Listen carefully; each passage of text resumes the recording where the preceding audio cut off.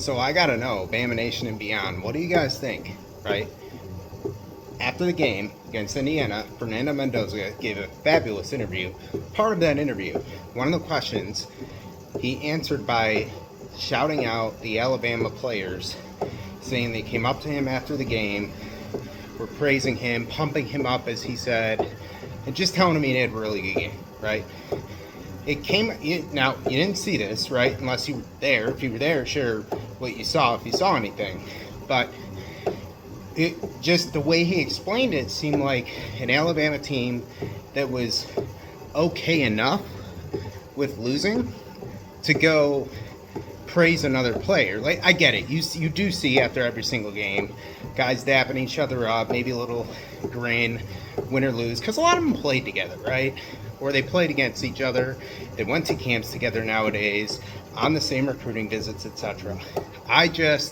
For Alabama specifically, the expectations for that program, what it was under Saban for 15, 20 years, that made them good, that dog mentality. Kirby Smart's carried it over to Georgia largely, right? Do you see that under Saban? If they lose that game, let's just say they lost that game 38-3. Do you see that kind of demeanor? Does Mendoza make a statement like that? Does the opposing quarterback ever make a statement like that, saying, "Oh yeah, Bama players came up to me, pumped me up"? I don't know. The way I see it, like they would just be heads down, going to the locker room, pissed off, and never losing again that season, right? It that historic Bama the last 2 decades. So when I heard that, it made me raise an eyebrow.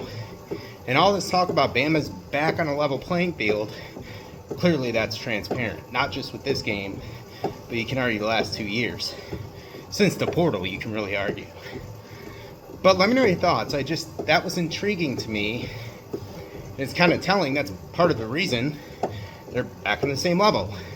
It's a way of, in my opinion, complacency, because again, old Bama, Saban mentality, win or lose, they ain't doing that. They ain't pumping up the other QB. They also ain't losing 38-3.